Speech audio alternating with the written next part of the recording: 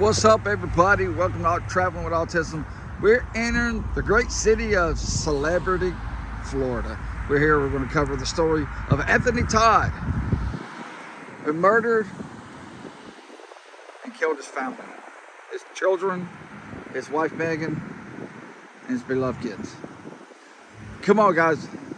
Let's go take a look at the houses at 200 and 202 Reserve Place, the home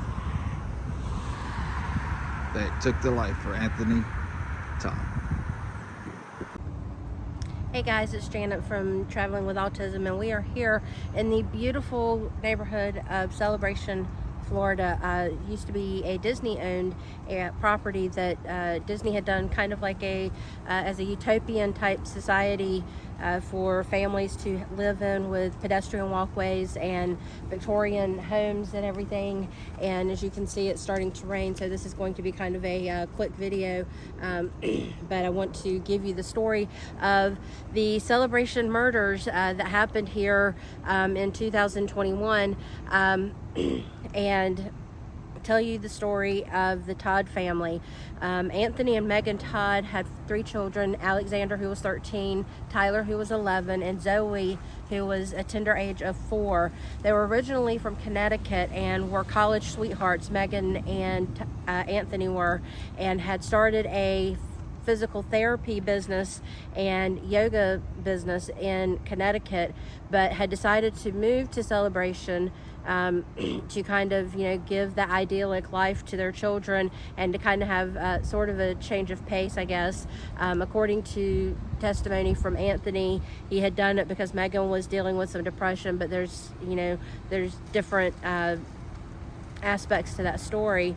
But behind me here in 202 Reserve Place and 200 Reserve Place is the 2 places that they owned and lived in. They actually lived in 202 Reserve Place, and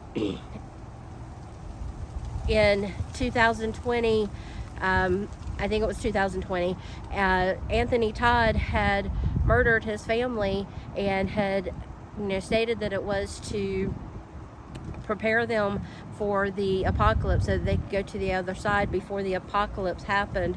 And he was supposed to commit suicide, and it was supposed to be a joint plan between him and Megan, something that he'd gone back and forth in his testimony. But the odd thing about it is that after he had murdered, sometime between December 14th and Christmas is when he had murdered them. They had been stabbed in their abdomens and had been suffocated to death. Zoe, there's conflicting reports as to how she was killed. Anthony had grown to be a very large man, over 250 some odd pounds, had developed diabetes, and it was believed that at one point that he had suffocated her with a pillow. There's also a story that he had just kind of went and sat on the edge of her bed and kind of rolled over on top of her. That's one story that I had found. But all 3 children had been suffocated. All 3 children had been stabbed in the abdomen. Alexander was found in his bed. Tyler was found downstairs in the in the living room on a sofa bed, and Megan was found in her room. That's where they were believed to have been all murdered anyway. He lived in the house after they were murdered. When police there was a warrant that had been taken out for his arrest for fraud due to billing inconsistencies with his company in Connecticut, because he was traveling back and forth from here in Florida back up to Connecticut to keep his business running, and Megan had become a stay-at-home mom once they started having children, and he had started charging for services that were not actually being performed on his patients, and it was discovered, and fraud charges were brought against him. And when the law enforcement officials came to serve those papers on him, they found Anthony was shaking. He was kind of out of it. He wasn't really kind of all there, so to speak. And that's when they realized that there was like this pungent odor, this really bad smell coming from the house.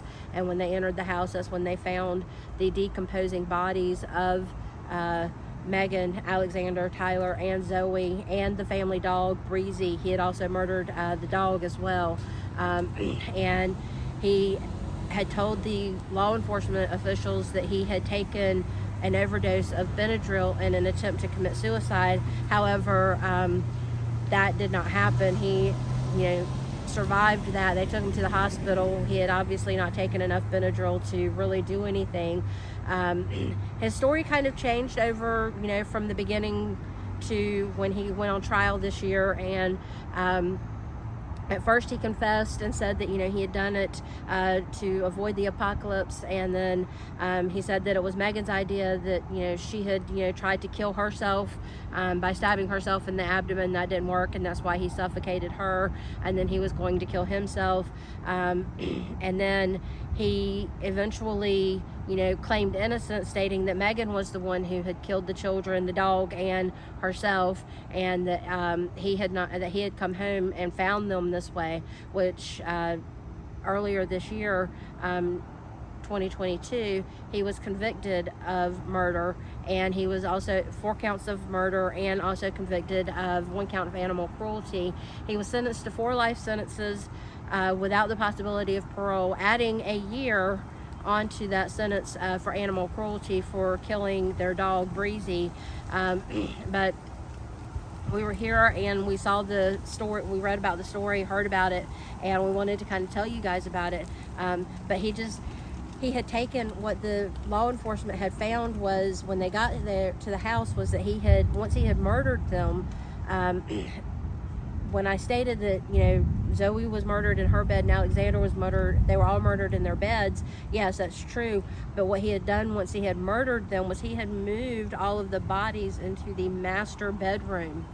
And the decomposition of little 4-year-old Zoe, was to the point that they did not realize that she was even there until they had moved Megan's body and found Zoe underneath the feet of Megan. And so that's how they found Zoe, was under Megan's feet in the master bedroom. I know a lot of people's going to ask, and I know they ask on reports, and it is true, he did live for a while, didn't he? He did live in 202 with the bodies. Yes. An eviction notice was served on them on December 26th. There was an eviction notice on the door when law enforcement showed up. Law enforcement did not show up to the house until, I believe it was January 14th. So sometime between December 14th and Christmas, the family was murdered, and Anthony continued to live in the house until law enforcement showed up in the middle of January. So he lived with them for a good 2 to 4 weeks after they had been killed. What goes through somebody's mind? That is something I can't answer, because you never know what's going through someone's mind. I don't even think he knows exactly what's going through his mind. Because like you said, the reports was he was shaking, he was scared, he was...